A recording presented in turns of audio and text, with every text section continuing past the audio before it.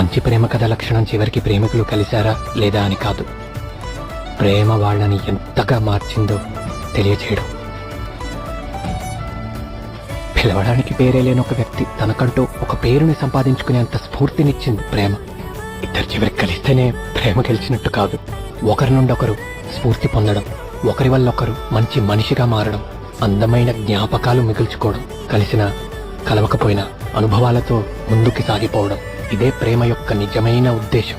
అంకెలతో కొలిస్తే 365 రోజుల్ని ఒక సంవత్సరం అంటాం.